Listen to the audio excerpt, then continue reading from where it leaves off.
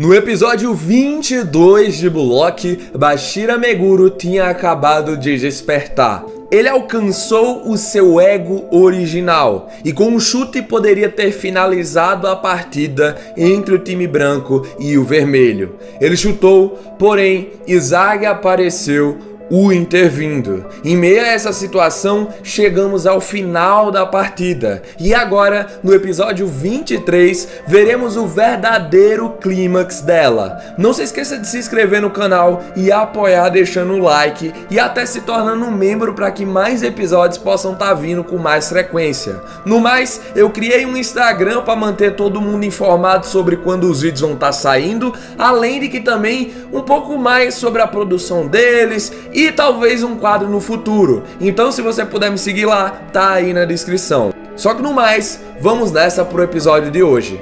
Voltando no tempo 8 segundos antes da finalização de Bashira, percebemos que o Izagi estava com sua aura ativada. Ele olha para o posicionamento do rim e pensava ali o quanto era perfeito. O Yoshi pensou consigo mesmo que quando o Bashira fosse cercado pelos 3 jogadores, ele não teria outra opção senão passar a bola. Ele percebia ali o quanto o posicionamento do rim era realmente o melhor para receber esse passe. O Itoshi tinha previsto tudo e o único que poderia parar ele era o Prota. Naquele momento, se ele pegasse a rota mais curta para correr atrás do rim, ele poderia ser capaz de interferir no passe. Só que ao invés disso, o que ele decidiu foi devorar o Bashira por completo. Enquanto ele mudava de rota, o rim teve certa estranheza nesse movimento. Ao invés do futuro igualmente marcado que ambos previram, o Izagi estava indo atrás de um futuro ilegível do Bashira. Uma percepção que só alguém próximo do Meguro poderia ter tido. O Izagi, quando tinha tomado o drible, havia percebido algo diferente e decidiu apostar nesse algo. O futuro impossível era aquele no qual o seu amigo passava por todos os 3 do seu time. Durante todo esse tempo, o Yoshi sempre recebeu os passes do Bashira e por isso agora ele conseguia ver. O ego do Bashira de até agora nunca teria escolhido essa possibilidade. Mas nesse exato último momento, ele decidiu acreditar nessa finalização e assim ganhar. Naquele instante, a jogada de Yoshi certamente superou o Itoshi Rin. Izagi tinha conseguido bloquear o Bashira, porém, se a bola tivesse atingido o pé do Yoshi 1 centímetro a mais diferente, o futuro dos 8 jogadores poderia ter sido mudado. Só que a bola, aleatoriamente e impiedosamente, caiu cruelmente nos pés do vencedor. Com um domínio singelo, o juiz bateu com um martelo, finalizando com um golaço a partida. O time vermelho tinha vencido. Era o fim do jogo. E enquanto os malucos comemoravam, o Bashira percebeu que lutou completamente sozinho. Ele acreditou no futebol no qual não precisava de ninguém. Mas mesmo ali, naquele mundo onde ele estava sozinho, o Izagi ainda estava lá. Yoshi estava revoltado com a situação. Perder nunca é bom. Mas o Bashira só conseguia olhar de forma diferente a tudo isso. O Tokimitsu voou no áreo e enquanto um dizia ali que conseguiram, o outro falava para deixar ele relaxar nesse resplendor estiloso. Os dois se questionavam quem do time eles iriam pegar. O Bashira também começou a agir para fazer ali a sua escolha, mas o Rin mandou todos calarem a boca e disse que era ele quem ia escolher. Sua sombra mostrava novamente a sua tirania. Não haveria objeções nessa escolha. Naquela última jogada, o Rin percebeu que tinha sido completamente incapaz de ler o que o Bashira faria. Aquilo ali foi a primeira vez desde que ele tinha chegado no Blue Lock em que ele tinha provado da derrota. Mais uma pessoa na qual ele precisava derrotar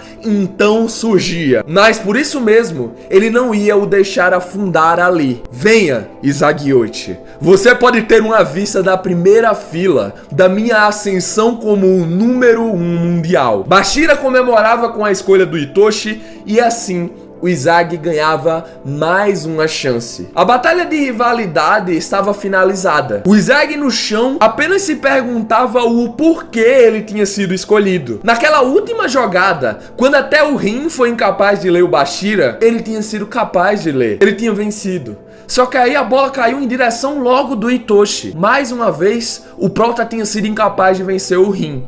E nos seus pensamentos, ele se perguntava o que poderia ter feito de melhor. O que tinha lhe faltado?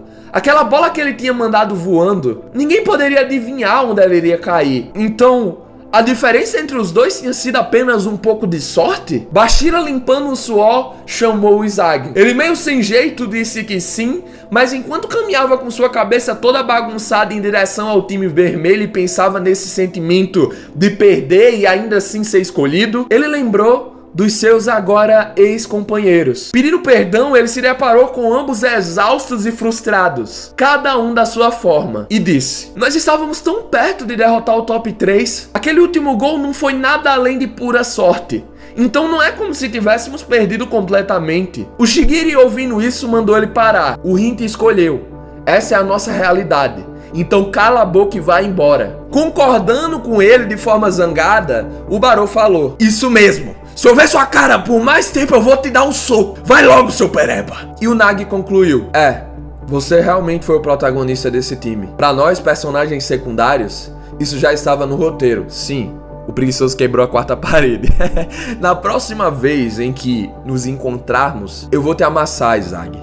Eu vou moldar o meu caminho sem você. O Yoshi, sendo rejeitado, pensou que sem esses caras ele não teria sido capaz de chegar tão longe assim. Os tempos difíceis pelos quais eles passaram, o fato dele jogar ao lado deles, era algo que ele se orgulhava. E por isso, ele disse: é melhor você conseguir mesmo. Dando as costas, ele se despediu. Vamos jogar de novo. De um lado, um perdedor escolhido ganhava uma nova chance. Do outro, 3 exauridos mostravam ainda mais suas frustrações agora que seu ex-companheiro tinha os deixado. O Shigiri xingava a situação e o Barou prometia que não ia deixar acabar desse jeito. Enquanto isso, o Nagi prometia que eles conseguiriam essa revanche. Os 3 eram rebaixados ao 3º estágio e assim o 4º era concluído. Já no corredor, o Tokimitsu cumprimentava o Izagi e dizia que ia escolher ele também. Para ele, eles tinham conseguido um colega confiável. E enquanto o Izagi agradecia, o Ario, sendo sincero, disse que queria ter escolhido o estilo do Shigiri pro time. Mas o chute de calcanhar do Izagi tinha também sido estiloso. Ele o dava boas-vindas. E enquanto o Yoshi novamente agradecia, o Toki pedia para que ele não fosse tão formal. O Ario, por outro lado, falou bem-vindo ao top 3 e a palhaçada tava feita. Eu me precipitei e acabei agindo como seu superior. Por favor, não pense que eu tô te humilhando. Essa negatividade, eu vou espantá-la com estilo. O Yoshi pensava que já tinha uma ideia, só que esses caras realmente eram muito estranhos. O Bashira, se aproximando, disse que o Izagi tinha prometido que ia o roubar, mas no fim, o oposto é o que tinha ocorrido. O Prota pediu perdão por isso e tava ali se achando bem besta. Só que o Meguro disse que tava tudo bem, já que justamente por ele não estar do seu lado, é que ele tinha aprendido a lutar por si só. A questão era que até agora ele estava com medo de jogar futebol sozinho. Ele achava que queria que o Izagi o viesse salvar, mas quando ele tentou jogar sozinho como fazia quando era criança, ele percebeu que nesse mundo gigante ele era o único que podia se salvar. Foi com essa crença que ele tinha sido capaz de seguir em frente e fazer aquela jogada milagrosa. Só que mesmo assim, o Yoshi estava lá. Naquele momento, eles definitivamente superaram o Rin, e justamente por isso, o Bashira agradecia ao Izagi, pois ele tinha se tornado alguém que conseguia lutar até mesmo sem ele.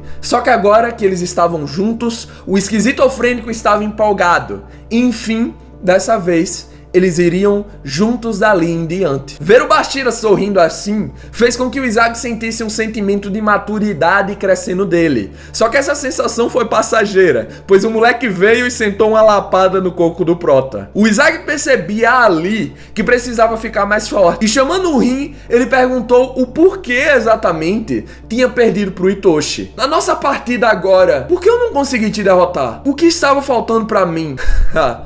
É tão óbvio, até um macaco conseguiria perceber. Era sorte. Espera aí, uma resposta vaga como sorte não é suficiente pra mim. Eu preciso ficar mais forte. Você tem que ter algo mais concreto do que isso. Sorte não é resultado de pura coincidência. É um elemento subjacente do campo que alcança apenas aqueles que movem pela vontade de si próprios. Se você não consegue entender isso, você não tem direito de viver num mundo de competições. Enquanto discutiam, o ego chegou por meio dos megafones e disse: Ora, minhas joias não polidas. Primeiramente, parabéns por concluírem a segunda seleção. O que é sorte? Você disse?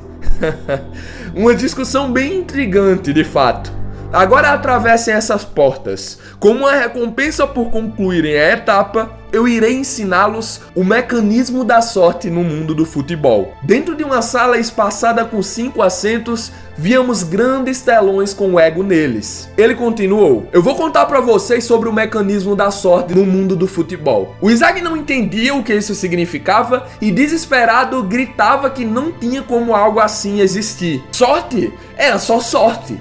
Isso pra ele sempre foi o normal, e tudo não passava de uma coincidência. O ego dizia que era isso que os perdedores sempre diziam: a inteligência abaixo da média distorcia a realidade, interpretando isso numa forma que beneficie eles. O Isaac ficou surpreso de ser chamado de burro e o ego continuou: cale a boca e escute. Primeiro, deixa eu perguntar. Vocês já levaram uma cagada de pombo na cabeça? Todos ficaram ali com a cara meio sem graça e ele continuou: É horrível quando isso acontece, não é? E só depois você percebe que tem merda no chão e em volta de você. O pior é quando tu olha pra cima e vê um monte de pombos nos cabos elétricos. Entretanto, isso é algo que você teria evitado se tivesse percebido antes. Então, tem como você dizer que teve má sorte? Ninguém tava entendendo nada com nada. E novamente, o ego continuou com seu raciocínio. Vou fazer outra pergunta. Vamos ver. Imagine um jogo de loteria de um festival de verão. Se o dono da loja sem escrúpulos não tivesse colocado nenhuma ficha para vencer